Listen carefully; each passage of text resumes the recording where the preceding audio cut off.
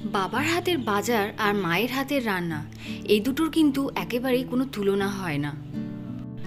আমার বাবার মতো আমিও কিন্তু মাছ বাজার করতে খুবই ভালোবাসি। শুধু মাছ বাজারই না, সবজি বাজারও করতে কিন্তু খুবই ভালোবাসি।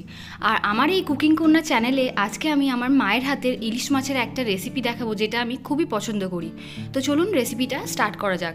আজকে এখানে মা আপনাদেরকে দেখাবে সর্ষে ইলিশ, যেটা প্রত্যেক বাড়িতেই কিন্তু হয়, আর আমার মনে হয় প্রত্যেক মানুষই কিন্তু এই রেসিপিটা খুবই পছন্দ করে।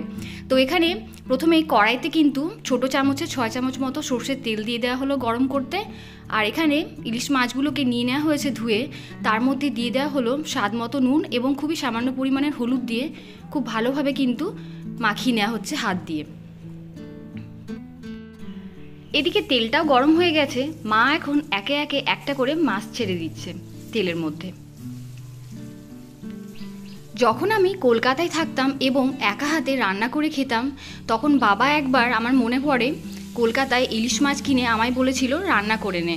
তো আমি তখন ইলিশ মাছের রান্না জানতাম না, মায়ের কাছ থেকে ফোন করে শুনে ঠিক মায়ের মতোই রান্নাটা করেছিলাম, এবং আমার বাবা কিন্তু বলেছিল যে তুই কিন্তু তোর মায়ের থেকেও দারুণ রান্না করেছিস।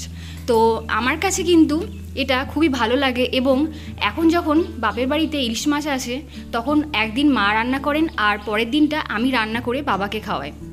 তো এই যে দেখুন, কথা বলতে বলতে ইলিশ মাছগুলো ভাজা হয়ে গেছে, এবং বাকি যে মাছগুলো আছে সেগুলোকেও ঠিক একইভাবে এই তেলে ভেজে নেওয়া হবে।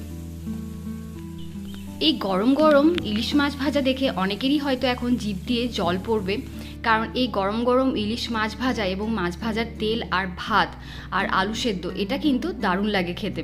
তো এই যে দেখুন, মাছগুলো সবই কিন্তু ভাজা হয়ে গেছে, এবং যে তেলটা রয়েছে ওই তেলের মধ্যেই 1 চিমটি মতো দিয়ে দেওয়া হলো কালো জিরে, আর একটা বড় টমেটো বীজ ছাড়া এর মধ্যে দিয়ে দেওয়া হলো। হালকা নেড়ে চেড়ে নেওয়ার পর এর মধ্যে দিয়ে দেওয়া হলো বড় চামচের 1/2 চামচের একটু কম হলুদ এবং 1/2 চামচেরও একটু কম নুন এর মধ্যে দিয়ে দেওয়া হলো। এরপর খুব ভালোভাবে কিন্তু টমেটোগুলো দেখুন গলিয়ে নেওয়া হচ্ছে এই খুন্তির সাহায্যে। এরপর এখানে সর্ষে বাটা আগে থেকেই বেটে রেখেছিল মা। এখানে সর্ষেটা সাদা সর্ষে ব্যবহার করা হয়েছে। এখানে বড় চামচে 3 চামচ মতো সাদা সর্ষে ব্যবহার করা হয়েছে, এবং খুব ভালোভাবে একদম স্মুথ একটা পেস্ট তৈরি করা হয়েছে। আর দেখুন, এই টমেটোর মধ্যে কিন্তু এবার ওই সর্ষেটা দিয়ে দেওয়া হয়েছিল। তারপর আর একটু সামান্য জল দিয়ে এটাকে খুব ভালোভাবে নেড়ে নেওয়া হচ্ছে, এবং এটাকে ফুটতে দেওয়া হবে। এখন এর মধ্যে দিয়ে দেওয়া হলো 3টে চেরা কাঁচা লঙ্কা। আর দেখুন, ঝোলটাও ফুটে উঠেছে। এর মধ্যে একে একে মাছ ভাজাটা দিয়ে দেওয়া হবে। এই ভিডিওটা অনেক দিন আগেই বানানো হয়েছিল, আমার হঠাৎ করে মনে পড়লো যে এটা শেয়ার করা হয়নি আপনাদের সাথে, তো চলুন শেয়ার করে নিই।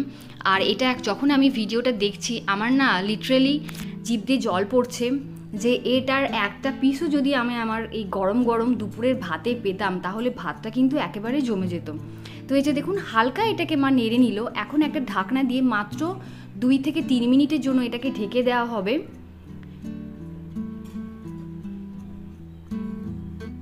এখন ঢাকনাটা খুলে নেওয়া হচ্ছে, আর এই মাছটা একেবারে কিন্তু রেডি খাওয়ার জন্য, আর জমজমাট একটা দুপুরের খাবার তৈরি করার জন্য কিন্তু এই রেসিপিটা একেবারেই তৈরি হয়ে গেছে। ভিডিওটা ভালো লাগলে অবশ্যই একটা লাইক করে দেবেন, শেয়ার করতে ভুলবেন না, এবং ভালো লাগলে কমেন্ট করতেও কিন্তু ভুলবেন না। আজকের ভিডিওটা আমি এখানে এন্ড করলাম। দেখা হচ্ছে পরের ভিডিওতে দারুণ কোনো রেসিপি নিয়ে। টাটা।